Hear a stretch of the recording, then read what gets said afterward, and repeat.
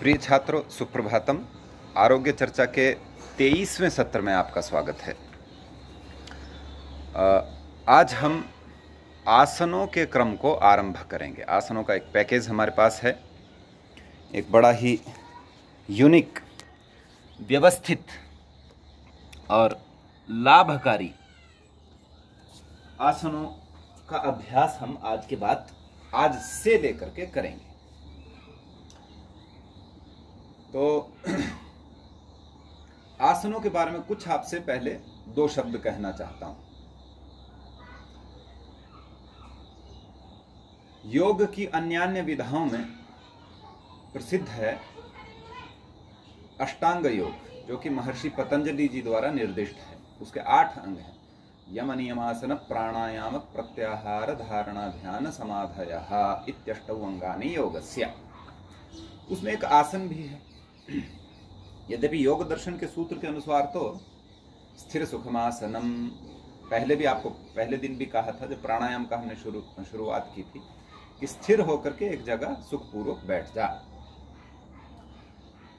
तो फिर व्यास भाष्य में योग दर्शन के ऊपर बादरायण व्यास जी ने विस्तृत भाष्य लिखा है। उसमें महर्षि व्यास जी कहते हैं कि इस जगत में जितनी पशु पक्षियों की आकृतियां दिख रही हैं, पेड़ पौधों की आकृतियां दिख रही हैं, जैसे मगरमच्छ हुआ, भुजंग अर्थात सांप हुआ, वज्र हुआ, शशक हुआ, शलभ हुआ, तो उनकी आकृतियों का यदि हम अनुकरण कर लें तो वह वज्रासन वह आसन यहां पर कहलाया जाता है। वस्तुतः संस्कृत व्याकरण की दृष्टि से भी यदि देखें हम, तो आस उपवेशन, इस धातु से ल्युट प्रत्यय होकर के आसनम ऐसा बनता है।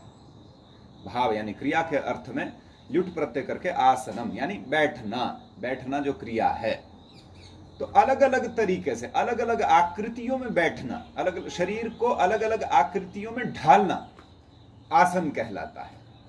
तो इस तरह देखें तो हम सैकड़ों हजारों आसन हो सकते हैं, परंतु कम समय में और समग्र आरोग्य को देने में जो आसन उपयोगी हैं, हमने ऐसे 12-15 अत्यंत सरल आसनों का पैकेज बनाया, और जिनके पीछे एक बहुत बड़ा लाभ छुपा है, मतलब कि समग्र आरोग्य की प्राप्ति हम कैसे कर सकते हैं। तो आइए उसी क्रम में आज हम आगे बढ़ेंगे, और आज हम सिर्फ पहला आसन, जो एक आसन केवल करेंगे, वह है वज्रासन। तो वज्रासन के लिए देखें, सर्वप्रथम हम इस सामान्य स्थिति में रहें। इस सामान्य स्थिति में बैठ करके फिर हमें क्या करना है, जो हमारा पहले दाएं पांव है, उस दाएं पांव को इस तरह से फोल्ड कर लें, धीरे से, ठीक है। फोल्ड करके ये देखिए, उसके ऊपर हमें शरीर का भार इस तरह से ले आना है। अब दाएं हाथ पर भी थोड़ा शरीर का भार रख करके बाएं पांव से जो है इस तरह, बाएं पांव को भी हम इस तरह फोल्ड कर लेंगे और ऐसा सीधा इसके ऊपर बैठ जाएंगे। आप इस आसन का फ्रंट भाग ये देखिए, दोनों घुटने आपस में जुड़े हुए होने चाहिए, और साइड से तो आपने देखा है, यहां से भी देखें, और पिछले भाग की यहां पर क्या स्थिति होगी वो हमने थोड़ा इस पर ध्यान देना है।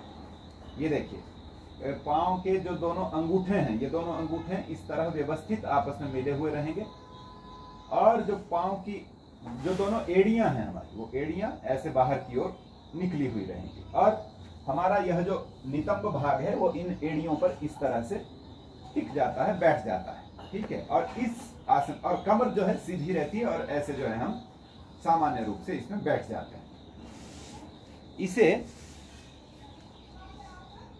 इस आसन के समय में हमारी श्वास प्रश्वास की गति सामान्य रहती है। तो इस आसन के लाभों की चर्चा यदि मैं आपके साथ करूं, इस आसन के अनेकानेक लाभ हैं। हमारा जो पाचन तंत्र है इसे सशक्त बनाता है। हमारा जो भोजन को पचाने की शक्ति है, उस शक्ति को व्यवस्थित रखता है, और यदि हम प्रतिदिन इस आसन में अधिक से अधिक बैठेंगे, इस आसन का प्रयोग करेंगे, तो पेट पर एक्स्ट्रा फैट, अतिरिक्त मोटापा नहीं बढ़ेगा। पेट पर ही नहीं, समग्र शरीर का जो है मोटापा है वो नियंत्रण में रहेगा। हमारे शरीर में जहां जितनी जितनी चमड़ी अथवा जितना जितना मेद चाहिए उतना ही विद्यमान रहेगा, अधिक नहीं होगा।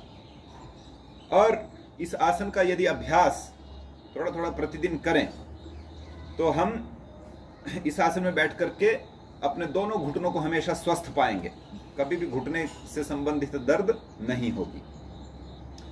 और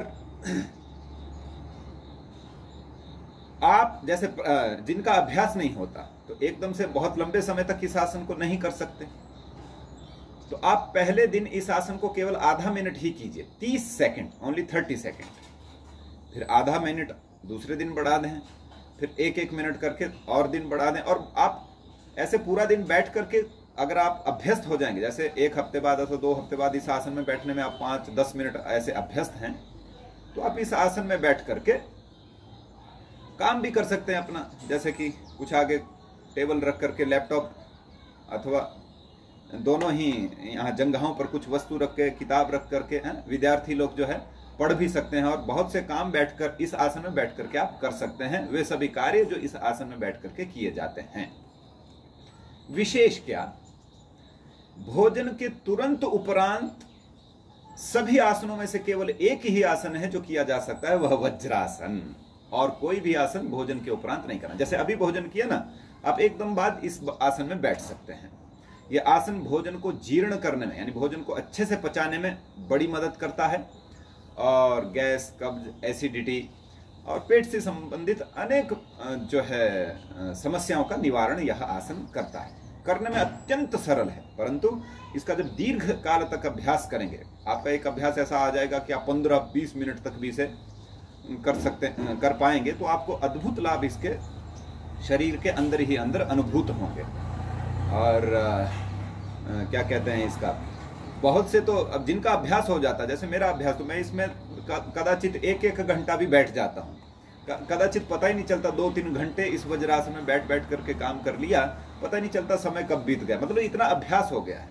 तो यद्यपि यह अभ्यास सहज नहीं है, हाँ, यदि आपका शरीर नेचुरली स्वाभाविक रूप से फ्लेक्सिबल है तो शायद आप इस आसन में लंबे समय तक बैठ पाएंगे, बैठ सकेंगे। परंतु यदि आपका अभ्यास नहीं और आज से आप इस आसन का आरंभ कर रहे हैं, तो क्षमता अनुसार देखिए, प्राणायाम में भी, व्यायाम में भी और आसनों में भी कहीं भी हमने शक्ति का अतिक्रमण नहीं करना है, आउट ऑफ पावर।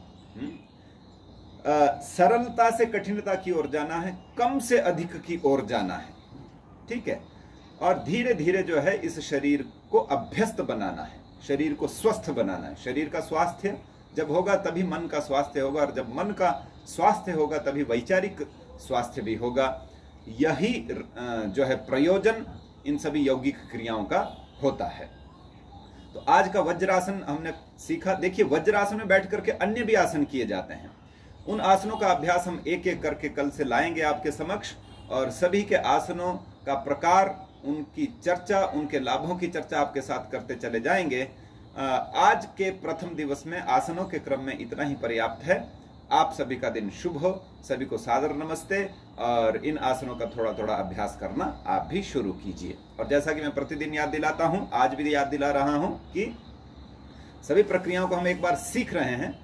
लास्ट अंतिम दिवस, शायद 15-20 दिन बाद जब हमारा अंतिम दिवस होगा, तो अंतिम दिवस में हम विद्यार्थी लोग इन सभी की सभी प्रक्रियाओं को आधा घंटा में कैसे कर सकते हैं। समय भी बच जाएगा और ये सभी प्रक्रियाएं भी हो जाएंगी अपेक्षा के अनुसार। और एक पुण्य संकल्प जीवन में हम यह लेंगे कि हमें अपने जीवन में हमेशा शरीर को स्वस्थ रखने के लिए 24 घंटे की हमारे दिनचर्या में 1 घंटा कम से कम शरीर को देना है। 1 ना हो तो आधा घंटा शरीर के लिए, मतलब कि आरोग्य के लिए है। तो उस आरोग्य के लिए दिए गए उस समय में हमें इन प्रक्रियाओं का अभ्यास करना है। तो अस्तु, शुभम भवतु, शुभ दिनम।